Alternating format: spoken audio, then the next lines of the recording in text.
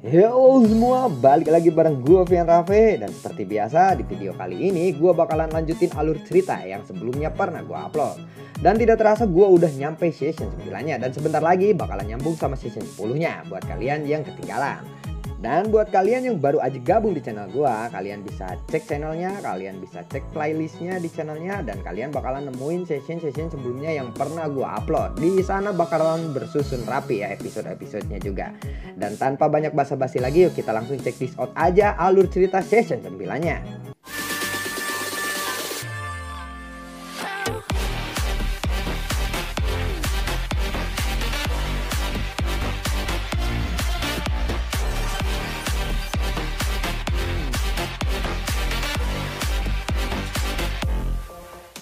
Di episode sebelumnya, Xiaoyan telah berpisah dengan Xian.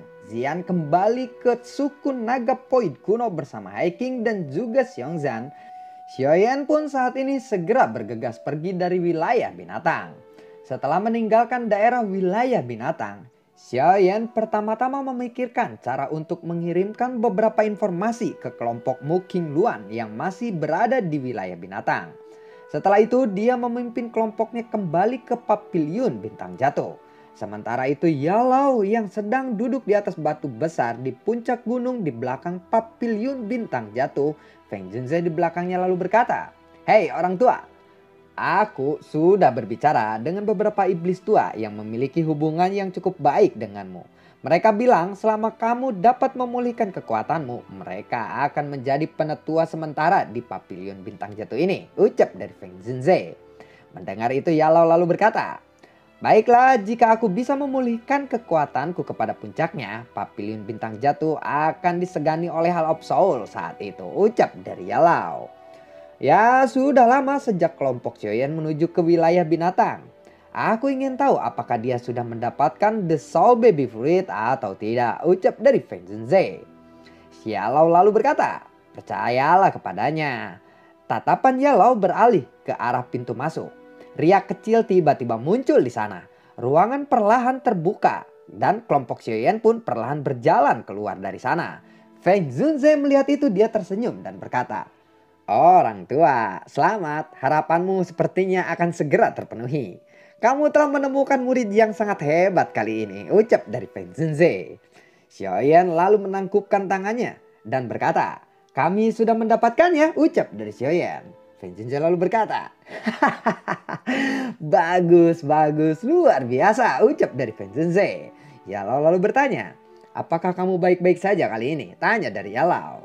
Xiaoyan lalu menjawab, "Aku akan menceritakannya nanti."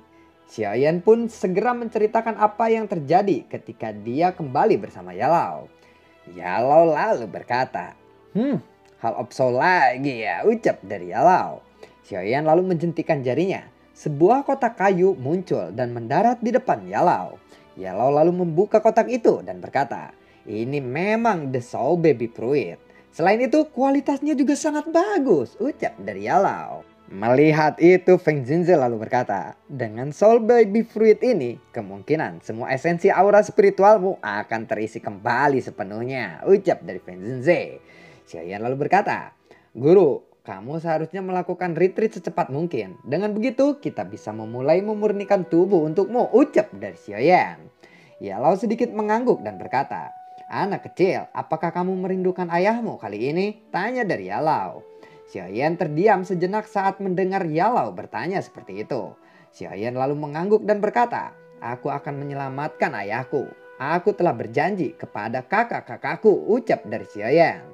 "Aku pasti akan membantumu, bahkan jika nyawaku adalah taruhannya. Jika ayahmu tahu bahwa anaknya sudah sangat hebat kali ini, dia pasti akan bahagia saat itu," ucap dari Yalau. Xiaoyan lalu bertanya, "Apakah guru tahu di mana Hall of Soul menyekap ayahku saat ini?" tanya dari Xiaoyan. Mendengar itu Yalau lalu menjawab, "Sepertinya ayahmu tidak ada di daratan tengah." Xiaoyan lalu berkata, "Apa maksudmu?" tanya dari Xiaoyan lagi. "Hall of Soul punya tempat sendiri layaknya klan Gu. Jika tebakanku benar, Hall of Soul pasti menginginkan batu giok kuno yang berada di tanganmu," ucap dari Yalau. "Maksudmu Hall of Soul juga dapat membuat wilayah mereka sendiri?" tanya dari Xiaoyan. Yalau lalu menjawab, ya itu disebut alam soul. Adapun pintu masuk untuk ke alam soul, aku tidak tahu di mana itu, ucap dari Yalau. Sepertinya ayahku disekap di alam soul ya, tanya dari Xiaoyan. Yalau lalu menjawab, ya kemungkinan besar seperti itu.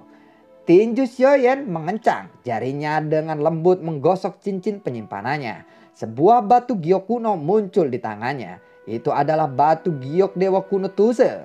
Yalau lalu berkata, faksi Hall of Soul sangat besar dan misterius. Berdasarkan penyelidikanku, dikabarkan bahwa Hall of Soul memiliki nama lain, yaitu Clan Hun, ucap dari Yalau. Xiaoyan terkejut dan berkata, Clan Hun? Mungkinkah klan itu keturunan dari zaman kuno seperti klan Gu? Tanya dari Xiaoyan lagi. Aku tidak terlalu yakin tentang itu. Tetapi kemungkinan pacarmu itu tahu beberapa hal tentang itu. Ucap dari Yalau. Xiaoyan lalu menjawab. Apa maksud guru adalah Sun Er? Ucap dari Xiaoyan. Ya hanya itu yang aku tahu. Tetapi terlepas dari bagaimana hubunganmu dengan Hall of Soul, aku pasti akan membantumu nanti. Ucap dari Yalau. Yalau segera meraih kotak kayu. Dia perlahan berjalan menuju gunung. Xiaoyan lalu bergumam. Ayah, tunggulah aku. Aku pasti akan menyelamatkanmu. Ucap Xiaoyan di dalam hatinya. Sementara Yalau melakukan retreat, kelompok Xiaoyan beristirahat selama beberapa hari.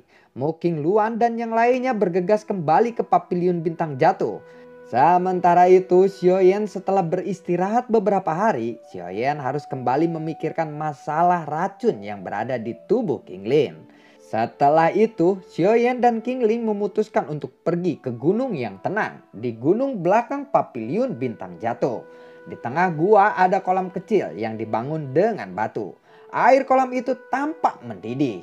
Xiaoyan sekali lagi mengeluarkan bubuk dan cairan obat dan memasukkannya ke dalam kolam itu. Air pun berubah menjadi warna merah. Xiaoyan lalu mengeluarkan botol giok kecil. Di dalamnya mengandung zat yang kaya akan energi yang murni.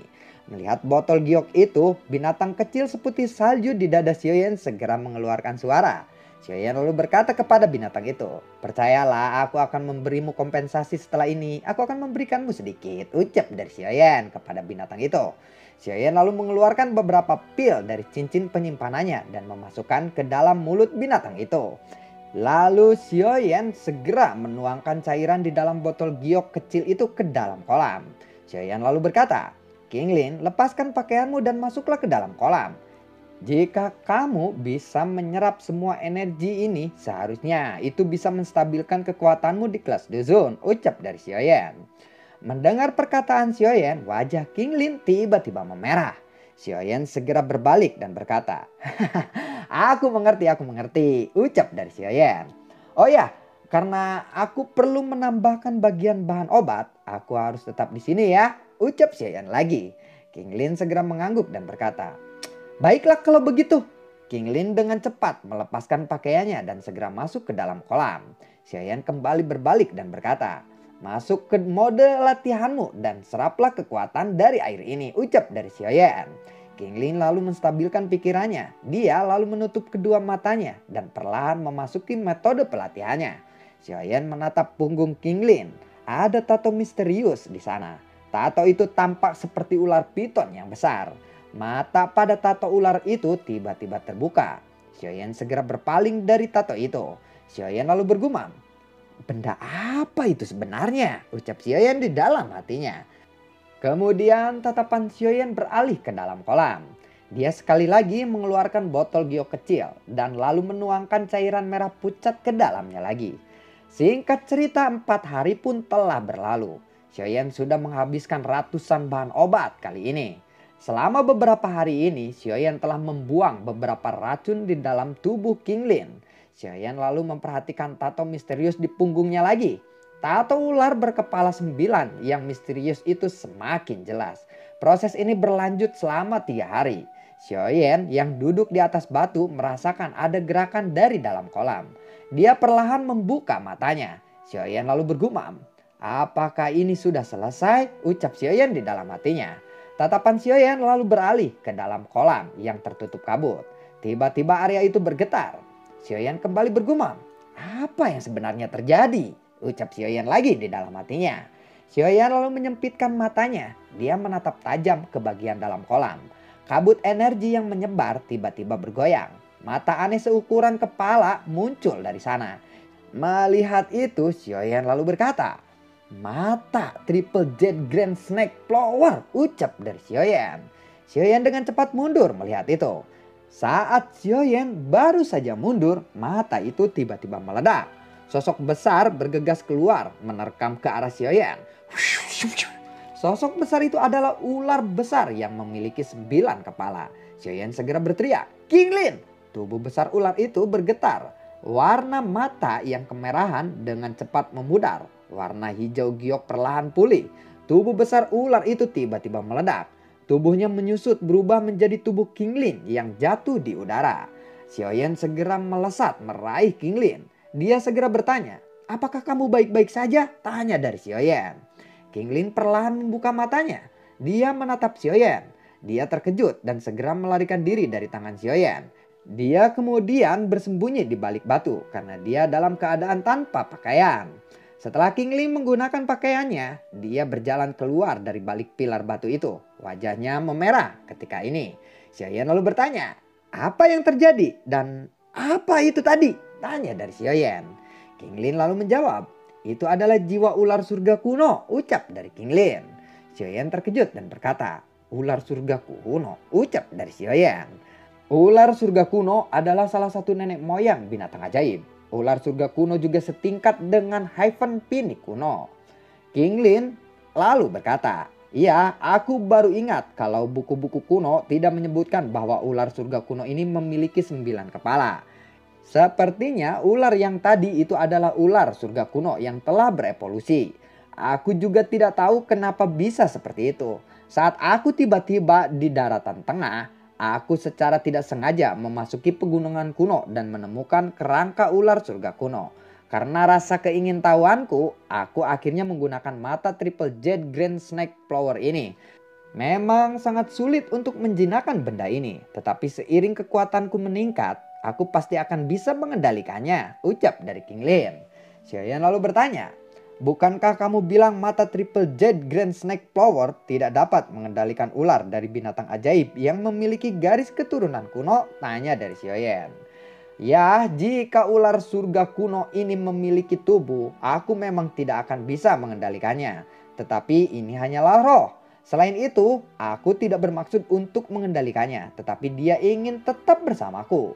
Hanya ada 2 jenis ular tingkat teratas dari binatang ajaib yang memiliki garis keturunan kerajaan zaman kuno, yaitu suku ular surga kuno dan Heaven Slowing Python.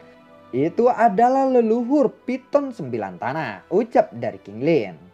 "Oh ya, racun di dalam tubuhmu apakah sudah teratasi?" Tanya dari Xiaoyan. Qinglin lalu menjawab, "Iya, sepertinya saat ini kekuatanku juga telah mencapai bintang 1 Duzon. Jika aku menggunakan mata Triple Jet Snake Plower ini, kemungkinan aku akan dapat mengendalikan binatang ajaib berbentuk ular yang telah mencapai kelas Duzon bintang 4, ucap dari Qinglin. Xiaoyan hanya menggelengkan kepalanya lalu dia berkata, "Karena racunnya sudah teratasi, sebaiknya kita pergi dari sini," ucap dari Xiaoyan. Setelah menyelesaikan masalah racun di tubuh Qinglin, Xiaoyan masih harus memurnikan tubuh untuk Yalau. Sementara itu, di sisi lain, Yalau yang sedang duduk di kursi pemimpin aula besar yang luas, matanya tertutup. Kekuatan spiritual yang perkasa bergetar di sekujur tubuhnya. Xiaoyan yang sudah berjalan ke dalam aula besar, dia lalu menatap Yalau yang berada di kursi pemimpin. Xiaoyan lalu berkata, "Guru, apakah mungkin bagimu untuk mengisi kembali aura spiritual esensi?" Tanya dari Xiaoyan. Mendengar itu, Yalau perlahan membuka matanya dan berkata, "Epic Soul Baby Fruit sangatlah kuat. Aura spiritual esensiku sudah pulih ke puncaknya saat ini," ucap dari Yalau. "Wow, kalau begitu masalah memurnikan tubuh bisa kita mulai bukan?" Tanya dari Xiaoyan. Yalau lalu menjawab, "Memurnikan tubuh masih membutuhkan beberapa bagian bahan obat," ucap dari Yalau. "Aku telah mengumpulkan bahan-bahan obat selama bertahun-tahun ini," ucap dari Xiaoyan. Xiaoyan lalu menjentikan jarinya. Botol giok lalu muncul di depannya. Lalu ada sebuah pil obat besar seukuran mata naga di dalamnya. Melihat pil obat di tangan Xiaoyan, Feng Zhenze lalu terkejut dan berkata, "Pil obat tingkat 8, ucap dari Feng Zhenze. Yalao pun mengangguk dan berkata, "Ya, apalagi pil itu adalah pil obat tingkat 8 yang telah mengalami 5 pil lighting. Keterampilan alkemismu sepertinya sudah sangat meningkat ya," ucap dari Yalao. Lalu Feng Zhenze berkata, "Orang tua, Xiaoyan juga merupakan juara pil gathering. Dia tidak lebih buruk darimu," ucap dari Feng Zhenze.